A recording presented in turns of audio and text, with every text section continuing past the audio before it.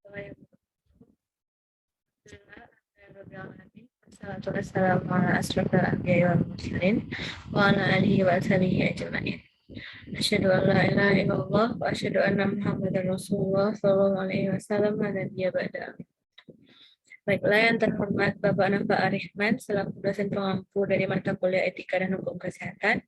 Saya Nur Aisyah, NPM 21207007003 dari Prodi Kesehatan Masyarakat akan mempresentasikan hasil dari tugas saya, yaitu profesi, profesionalisme, dan profesi kesehatan masyarakat.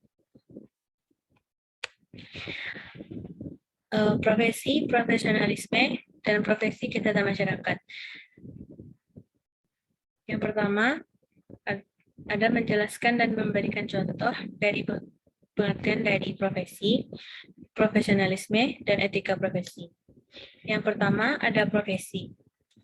Profesi secara etimologi berasal dari kata profesian yang berarti pekerjaan. Sudarmawan mendefinisikan secara terminologi, profesi dapat diartikan sebagai suatu pekerjaan yang mempersyaratkan pendidikan tinggi bagi pelakunya yang ditekankan pada pekerjaan mental, bukan pekerjaan manual. Profesi adalah suatu pekerjaan yang memerlukan pelatihan maupun penguasaan terhadap ilmu pengetahuan tertentu. Contoh profesi yaitu ada dokter, guru, petani, nelayan, arsitek, pilot, tentara, dan banyak lainnya. Yang B, ada profesionalisme. Profesionalisme adalah tingkah laku dari berbagai jenis perilaku dan sikap seseorang dalam lingkungan kerja atau bisnis. Seseorang tidak harus bekerja dalam profesi tertentu untuk menunjukkan kualitas dan karakteristik penting secara profesional. Profesionalisme mengarah pada kesuksesan di tempat kerja, reputasi profesional yang kuat, serta etika dan keunggulan kerja yang tinggi. Adapun definisi profesionalisme menurut para ahli antara lain, yang pertama menurut Pamuji tahun 1985, profesionalisme adalah lapangan kerja tertentu yang diduduki oleh orang-orang yang memiliki kemampuan tertentu pula. Yang kedua, dari Corten dan Alfonso pada tahun 1981, menurut mereka profesionalisme adalah sebagai kecocokan atau fitness antara kemampuan yang dimiliki oleh birokrasi atau bureaucratic competence dengan kebutuhan tugas atau officer equipment. Yang ketiga, menurut Longman tahun 1987, menurut Longman, profesionalisme ialah sebagai tingkah laku, keahlian atau kualitas dan seseorang yang profesional. Contoh tindakan yang termasuk dalam profesionalisme adalah yang pertama itu kerjaan. Perihal pekerjaan tentu saja sangat dibutuhkan profesionalisme. Dalam hal ini kasusnya seperti Randi yang sedang melayani customer hotel, di mana ia sedang bekerja dengan sangatlah sibuk. Namun secara tiba-tiba seorang sahabatnya yang bernama Intan menelpon dan mengatakan bahwa ibunya meninggal dan membutuhkan bantuan Randy. Perihal ini, keputusan Randy untuk meminta maaf dengan Intan tidak menemuinya secara langsung dan akan menemuinya pada saat jam istirahat kerja atau jam pulang kerja. Yang kedua ada sekolah. Tindakan yang berhubungan dengan sikap profesionalisme di sekolah. Misalnya saja, ketika kita diharuskan berkelompok dengan seseorang yang tidak kita sukai, lantaran selalu menyepelekan tugas yang diberikan oleh guru. Namun kita harus bersikap profesionalisme dan menerima kelompok yang telah dipilih oleh guru tersebut. Yang C ada etika profesi. Menurut Kaiser dalam buku Etika Profesi Hukum yang ditulis oleh Suhrawarti Kalubis, etika profesi adalah sikap hidup tentang kesediaan untuk memberikan pelayanan profesional terhadap masyarakat dengan keahlian dan terlibat penuh sebagai pelayanan dalam rangka melaksanakan tugas. Sementara dikutip dari iaa.gov.nz, etika profesi adalah prinsip yang mengatur perilaku seseorang atau kelompok dalam lingkungan bisnis. Dengan adanya etika profesional ini, bisa memberikan gambaran tentang bagaimana seseorang harus bertindak terhadap orang lain dan institusinya dalam lingkungan tersebut. Contoh etika profesi.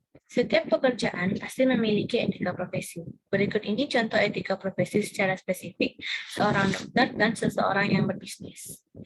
Nah, yang pertama ada dokter. Seorang dokter tentu memiliki kode etik yang dikeluarkan oleh lembaga kedokteran.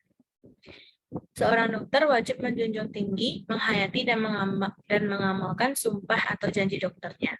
Contohnya, misalnya yang pertama, seorang dokter tidak boleh dipengaruhi oleh sesuatu yang mengekang kebebasan atau kemandirian profesinya. Dan juga seorang dokter wajib memberikan surat keterangan yang telah diperiksa sendiri kebenarannya. Yang kedua ada pelaku bisnis. Pelaku bisnis juga mempunyai etika profesi dalam berkomunikasi dengan para kliennya atau konsumennya.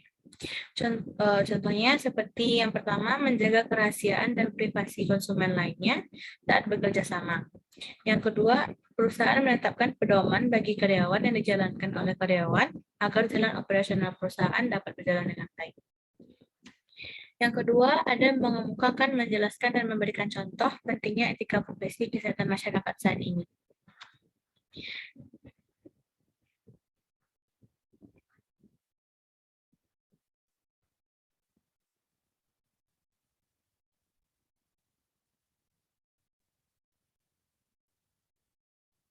Etika kesehatan masyarakat dapat dibedakan dari bentuk-bentuk yang jauh lebih terkenal dari etika. Etika berakar dalam biomedis dan tradisi etika dalam profesi kesehatan. Interaksi antara individu dan komunitas atau kelompok merupakan tanggung jawab secara kolektif dan bersifat umum. Tumpang tindih antara nilai-nilai dalam kesehatan masyarakat dan biomedis, penekanan dan perbedaan secara kontras pada perspektif yang telah disimpulkan. Contoh etika profesi kesehatan masyarakat ini seperti etika kesehatan masyarakat yang umumnya berhubungan dengan proses pengambilan keputusan. Salah satu contohnya yaitu seperti konflik yang dialami oleh dokter okupasi atau klinisi yang telah bekerja bertahun-tahun di industri yang berisiko tinggi. Misalnya contohnya atau industri asbes. Biasanya dokter perusahaan tersebut berada dalam kondisi serba salah. Di satu sisi harus mengikuti keinginan manajemen perusahaan agar tidak terlalu mengekspos informasi bahaya kepada karyawan agar tidak mengganggu proses produksi. Di sisi lain, ada pertentangan hati nurani dalam dokter karena setiap karyawan memiliki hak untuk mengetahui informasi tentang bahaya kerja dan tentu saja bertentangan dengan kode etik profesi jika tidak menyampaikan risiko atau bahaya kesehatan. Contoh lainnya yaitu etika kesehatan masyarakat juga berkaitan dengan ketidaksesuaian atau pertentangan antara kewenangan pemerintah.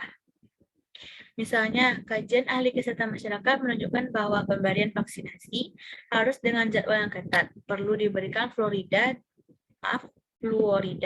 dalam air minum, dan melarang anak sekolah minum air tinggi kadar glukosa.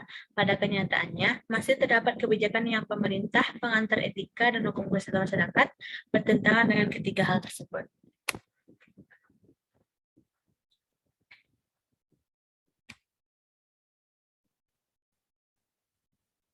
Baiklah, sekian presentasi hasil tugas dari saya.